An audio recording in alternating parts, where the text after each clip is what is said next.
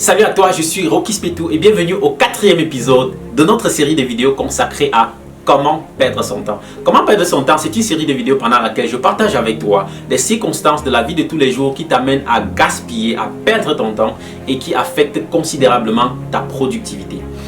Pendant l'épisode précédent, j'ai partagé avec toi l'un des moyens par lesquels beaucoup de personnes perdent leur temps, notamment les statuts WhatsApp. Les gens qui passent toute leur journée à guetter, à regarder, à scruter les statuts WhatsApp des autres. Parfois des statuts qui n'ont rien de pertinent, rien de consistant et rien d'intéressant. Ça, c'est un moyen par lequel beaucoup de personnes perdent leur temps.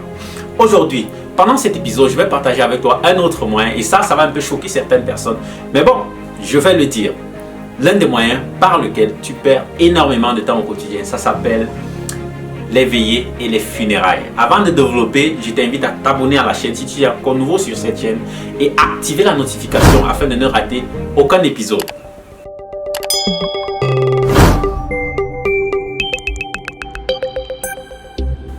Alors, bienvenue en Afrique et bienvenue aux funérailles. Bienvenue en Afrique et bienvenue au lever de corps. Bienvenue en Afrique et bienvenue aux veillées. Vous voyez, l'un des moyens par lesquels beaucoup de personnes, sans même s'en rendre compte, perdent énormément de temps, ça s'appelle les funérailles, ça s'appelle les veillées, ça s'appelle les levées du corps.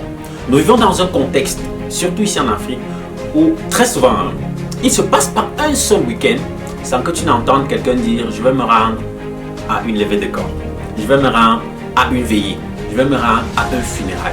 Toutes les semaines, tous les week-ends. Et cela se vérifie lorsque tu vas dans les agences de voyage pendant les week-ends. Tu vas te rendre compte que les gens voyagent énormément. Les gens font des déplacements du centre-ville vers les villages pour aller faire des funérailles, pour aller faire des veillées, pour aller faire des enterrements. Et ça paraît paradoxal, mais je me suis rendu compte, je connais personnellement quelqu'un qui, tous les week-ends, est en déplacement. Il voyage tous les week-ends. Et quand tu lui demandes pourquoi est-ce que tu voyages, j'étais à un enterrement. Je suis allé enterrer l'oncle de la tante, de l'ami, du frère de mon père.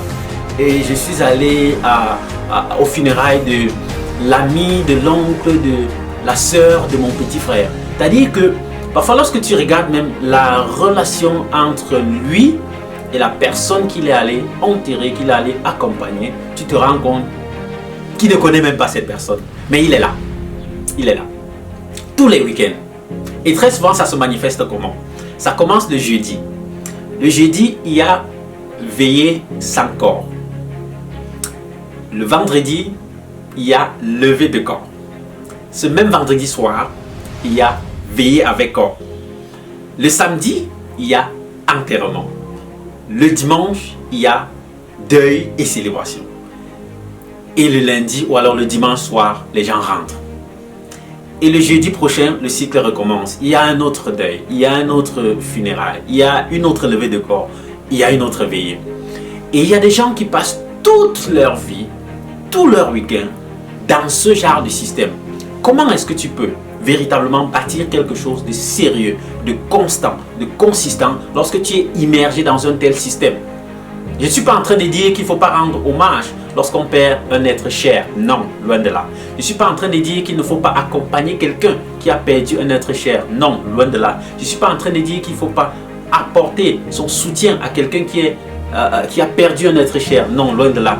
Mais je suis en train de dire, si un deuil, un funérail, une levée de corps a de la priorité sur tes projets personnels, là, il y a problème. Si tu es en train de bâtir un projet, de travailler sur un projet et tu l'abandonnes parce que tu dois aller à la levée, à la veillée, aux funérailles de X, Y, Z, là il y a problème. Si la priorité dans ta vie, dans ce que tu fais, est plutôt orientée vers rendre hommage plutôt que de bâtir quelque chose pour ceux qui sont en vie, il y a problème. Donc, il faut faire la part des choses. Et je me rends compte malheureusement que dans notre société, dans notre contexte, le funérail ou alors la levée de corps, la veillée a plus de pouvoir que rendre visite à quelqu'un qui est en vie par exemple. Lorsque quelqu'un est malade, on s'en fout de lui. Lorsque quelqu'un est souffrant, on s'en fout de lui. Lorsque quelqu'un est en difficulté, on s'en fout de lui. Mais le jour où tu fermes l'œil c'est tout le quartier, c'est toute la région, c'est toute la contrée, c'est tout le pays qui vient pleurer et dire comment tu étais quelqu'un de bien. Ça, c'est de l'hypocrisie. Donc, je pense que il faut faire la part des choses, il faut faire la priorité, il faut définir ses priorités et faire ce qui est nécessaire. Y aller lorsque c'est nécessaire, y consacrer du temps lorsque c'est nécessaire. Quand ça devient déjà une routine dans laquelle tu dois y être chaque week-end, chaque vendredi, chaque samedi, chaque dimanche, là tu es en train de devenir esclave d'un système qui a été bâti pour te neutraliser et pour t'empêcher d'évoluer. Il y a des gens qui ne font presque rien de leur week-end parce qu'ils doivent être à X, Y ou Z endroit pour une veillée, pour un funérail, pour une levée de corps. Est-ce que tu comprends un peu le jeu? Donc, je ne suis pas en train de dire de ne pas le faire. Je sais que beaucoup de personnes ne sont pas d'accord avec ce que je suis en train de dire.